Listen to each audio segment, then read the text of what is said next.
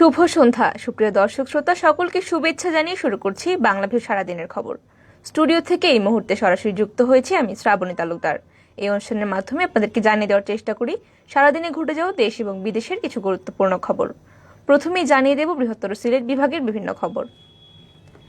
ঢাকা সিলেট মহাসড়কের নরসিংদী জেলার রায়পুরার নিয়ন্ত্রণহীন covered van চাপায় আহত হয়ে শাহজাহান মিয়া নামে আরও একজনের মৃত্যু হয়েছে। এই নিয়ে নিহতের সংখ্যা বেড়ে দাঁড়ালো 5 জন। বৃহস্পতিবার 30 জুন সকালে গুরুতর আহত অবস্থায় শাহজাহানকে চিকিৎসার জন্য ঢাকা নেওয়ার পথে তার মৃত্যু ঘটে। মির্জাপুর ইউনিয়নের চেয়ারম্যান মঞ্জুর এলাহি বিষয়টি নিশ্চিত করেছেন। তিনি বলেন, ঘটনায় নিহতরা সবাই খুবই দরিদ্র মানুষ। তারা কৃষিকাজ করে সেই ফসল বাজারে বিক্রি করে সংসার চালাতেন, কিন্তু বাজারের মধ্যে কাভার্ড ভ্যান তাদের পিছন থেকে ধাক্কা দেয় এবং নিহতদের বাড়ি বাড়ি গিয়ে তিনি সমবেদনা জানিয়েছেন। পুলিশ নিহতদের মরদেহের সুরতহাল তৈরি করছে এবং ময়নাতদন্ত ছাড়াই তাদেরকে দাফন করা হবে বলে জানা গেছে। চলে যাচ্ছি পরবর্তী সংবাদে। সিলেট বিয়ানীবাজার সড়কের 43 কিলোমিটার 4 লেনে উন্নীত হতে যাচ্ছে। বিশ্ব ব্যাংকের অর্থায়নে সিলেটে এই সড়ক উন্নয়ন হবে। বুধবার 29 জুন বিশ্ব ব্যাংকের বোর্ড সভায় এই ঋণ অনুমোদন দেওয়া হয়। জানা গেছে, আঞ্চলিক যোগাযোগ ব্যবসা বাণিজ্য সহজ করতে বাংলাদেশ ও নেপালকে $103 কোটি দেবে বিশ্ব ব্যাংক। এর মধ্যে বাংলাদেশ পাবে 75 কোটি বা 7,000 কোটি টাকার মতো। গতকাল বুধবার বিশ্ব ব্যাংকের বোর্ড সভায় এই ঋণ অনুমোদন হয়। The accelerating transport and connectivity in south eastern Asia কর্মসূচির আওতায় এই অর্থ দেওয়া হচ্ছে। মূল্য বাণিজ্য ও পরিবহন খরচ এবং ট্রানজিট সময় কমানোর জন্য অটোমেশন বেশিরভাগই অর্থ খরচ হবে অটোমেশনে, এবং এছাড়া বাংলাদেশ এবং নেপালের প্রায় 100 কিলোমিটার সড়ক 4 লেনে উন্নীত করা হবে এই অর্থ দিয়ে। হবিগঞ্জ জেলায় বন্যা কবলিত হওয়া সড়কগুলো বড় ধরনের ক্ষতিগ্রস্ত হয়েছে। এর ফলে জেলার যোগাযোগ ব্যবস্থা ভেঙে পড়ছে। যদিও এখন অনেক রাস্তা বন্যার পানির নিচেই রয়েছে, দিন দিন ভোগান্তি বাড়ছে।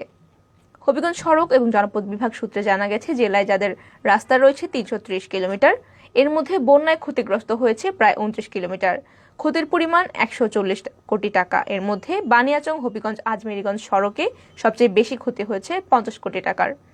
এছাড়াও বাল্লা জগন্নাথপুর আউশকান্দি সড়কে 30 কোটি টাকা, লাখাই বামুই সড়কে 30 কোটি টাকা এবং বানিয়াচং নবীগঞ্জ সড়কে প্রায় 30 কোটি টাকার মতো ক্ষতি হয়েছে বলে জানা গেছে। বন্যায় কোনো ব্রিজের ক্ষতি না হলেও ব্রিজের অ্যাপ্রোচ স্থানে অনেক ক্ষতি হয়েছে। পবিত্র ঈদুল আজহা উপলক্ষে সিলেট মহানগরের এলাকায় 6টি পশুর হাট বসার অনুমতি দিয়েছে জেলা প্রশাসন। সিলেট নগরের 6টি ছাড়াও জেলায় আরও 35টি পশুর হাট প্রাথমিকভাবে ঘোষণা করা হয়েছে।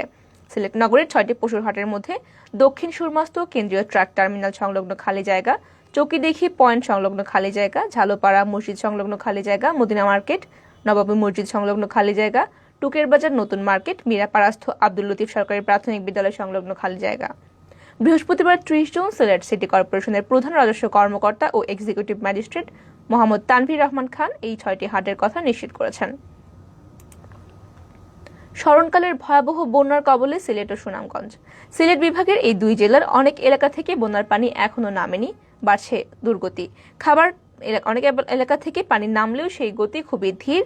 বিষয়টি ভাবিয়ে তুলছে প্রকৌশলী, শিক্ষাবিদ, গবেষক সহ স্থানীয় ব্যক্তিদের। তাদের মতে, বন্যার পানি ধীরে ধীরে নামার পিছনে প্রধানত 3টি কারণ দায়ী। এগুলো হলো হাওরে অপরিকল্পিত অবকাঠামো, নদীর নাব্যতা সংকট এবং হাওর ভরাট করা। পরিস্থিতি মোকাবিলায় হাওর ব্যবস্থাপনায় সরকারকে নতুন করে চিন্তা ভাবনা করার পরামর্শ দিচ্ছেন বিশেষজ্ঞরা। বন্যার পানি ধীরে ধীরে নামার জন্য হাওরগুলো ভরাট হয়ে থাকাকে দায়ী করছেন তারা, এবং পানি উন্নয়ন বোর্ড সিলেটের নির্বাহী প্রকৌশলী আসিফ আহমদ এমনটি জানিয়েছেন। তিনি বলেন, হাওরে যেভাবে আগে পানি নামতো এখন সেভাবে নামছে না। সুনামগঞ্জের হাওরগুলো যদি পানি ধারণের ক্ষমতা আগের মতো থাকতো তবে সিলেটে পানি জমে সুযোগ পেত না। ভবিষ্যতে বন্যা এড়াতে সিলেটে নদী খনন করতে হবে বলে জানিয়েছেন তিনি। এতক্ষণ শুনছিলেন বৃহত্তর সিলেট বিভাগের বিভিন্ন খবর। এবারে জাতীয়। বাংলাদেশ পুলিশের উপমহাপরিদর্শক হিসেবে পদোন্নতি পাওয়া 41 জনকে নতুন কর্মস্থলে বদলি করা হয়েছে। আজ বৃহস্পতিবার স্বরাষ্ট্র মন্ত্রণালয়ের পৃথক 4টি প্রজ্ঞাপনে তাদের বদলি করা হয়। স্বরাষ্ট্র মন্ত্রণালয়ের একটি প্রজ্ঞাপনে পুলিশের বিশেষ শাখার ডিআইজি হুমায়ুন কবিরকে পুলিশ স্টাফ কলেজ, টুরিস্ট পুলিশের ডিআইজি মোর্শেদুল আনোয়ারকে পুলিশ ব্যুরো অব ইনভেস্টিগেশন, ডিএমপির অতিরিক্ত কমিশনার এএফএম মাসুম রব্বানীকে পুলিশ স্টাফ কলেজ এবং পুলিশ স্টাফ কলেজের ভাইস রেক্টর আব্দুল কুদ্দুস ওসমানীকে এসবিতে বদলি করা হয়েছে। অপর এক প্রজ্ঞাপনে রংপুর রেঞ্জের ডিআইজি দেবদাস ভট্টাচার্যকে ময়মনসিংহ রেঞ্জের ডিআইজি, রংপুর মেট্রোপলিটন পুলিশের কমিশনার আব্দুল আলী মাহমুদকে রংপুর রেঞ্জ পুলিশের কমিশনার এবং সাইফুল ইসলামকে বরিশাল মেট্রোপলিটন পুলিশের কমিশনার হিসেবে বদলি করা হয়েছে। হযরত শাহজালাল আন্তর্জাতিক বিমানবন্দর থেকে 6 কোটি সমমূল্যের সৌদি রিয়াল জব্দ করেছে শুল্ক গোয়েন্দা ও তদন্ত অধিদপ্তর। বুধবার 29 জুন রাতে দুবাই থেকে আগত এক যাত্রীর লাগেজে ওই সৌদি রিয়াল উদ্ধার করা হয়েছে। লাগেজের মালিকের নাম মামুন, তাকে খুঁজে পায়নি যৌথ টিম। বৃহস্পতিবার শুল্ক ও গোয়েন্দা তথ্য অধিদপ্তরের গোয়েন্দা তদন্ত অধিদপ্তরের উপপরিচালক আহমেদুর রেজা চৌধুরী বিষয়টি নিশ্চিত করেছেন। তিনি জানান, বুধবার রাত 9:30টার দিকে এমিরেটস এয়ারলাইন্স চেক ইন হচ্ছিল। সে সময় ফ্লাইটের প্যাসেঞ্জার্স হোল্ড ব্যাগেজ স্ক্রিনিং রুমের স্ক্রিনিংয়ে মেশিনের লাগেজটি স্ক্যান করা হলে মুদ্রা সদৃশ বস্তুর অস্তিত্ব পাওয়া যায়। লাগেজটির মালিককে খোঁজাখুঁজি করেও পাওয়া যায়নি। পরে বিমানবন্দর দায়িত্বরত বিভিন্ন সংস্থা এবং এভিয়েশন সিকিউরিটির উপস্থিতিতে লাগেজটি কাস্টমস হলে এনে খোলা হয়। শেরপুরের নালিতাবাড়ী উপজেলায় বিয়ের 7 দিনের মাথায় প্রেমিকের হাতে খুন হয়েছেন এক তরুণী। বুধবার রাতে নালিতাবাড়ী পৌর শহরের কালীনগর মহল্লায় এই ঘটনাটি ঘটে। নিহত দিতি ওই এলাকার মুসা মিয়ার কন্যা। অভিযুক্ত রুহুল আমিন একই এলাকার মৃত আব্দুল হামিদের ছেলে। তিনি মাদকাসক্ত বলে জানা গেছে। পুলিশ এবং স্থানীয় সূত্রে জানা যায়, রুহুল আমিনের সঙ্গে দিতির প্রেমের সম্পর্ক ছিল। গত বৃহস্পতিবার বাগবেড়ি ইউনিয়নের চিল্লাখালী গ্রামের খায়রুলের সাথে তার বিয়ে হয়। বিয়ের পর স্বামী খায়রুল দিদিকে তার বাবার বাড়িতে রেখে ঢাকায় কাজে যান।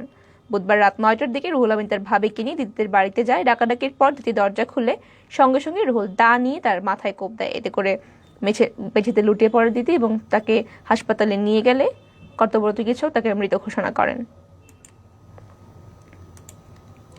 এবারে আন্তর্জাতিক। ইউক্রেনের স্নেক দ্বীপ থেকে সরিয়ে নেওয়া হয়েছে রাশিয়া। রুশ প্রতিরক্ষা মন্ত্রণালয় জানিয়েছে, স্নেক দ্বীপ থেকে সেনা সরিয়ে নেওয়া হয়েছে। কয়েকদিন ধরে দ্বীপটিকে রক্ষার চেষ্টা চলছিল ইউক্রেনের একটি সেনাদল। রুশ মন্ত্রণালয় জানিয়েছে, ভালো আচরণ হিসেবে রাশিয়া আজ পরিপূর্ণভাবে স্নেক দ্বীপ থেকে সেনা প্রত্যাহার করে নিয়েছে। ইউক্রেন কর্তৃপক্ষ রাশিয়ার সেনা প্রত্যাহারের বিষয়টি নিশ্চিত করেছে।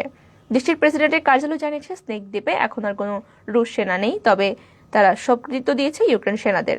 খাদ্য সরবরাহ বিঘ্নিত করতে স্নেক দ্বীপ থেকে সেনা প্রত্যাহারের কথা নির্বিঘ্ন করতে স্নেক দ্বীপ থেকে প্রত্যাহার করা হয়েছে সেনাদের বলে জানিয়েছে রাশিয়া। প্রথমবারের মতো চীনকে নিরাপত্তা হুমকি হিসেবে আখ্যা দিয়েছে ন্যাটো। চীনের জবরদস্তিমূলক নীতি এবং উচ্চাভিলাষের জন্য পশ্চিমা এই সামরিক চীনকে তাদের কৌলগত তালিকায় জায়গা দিয়েছে।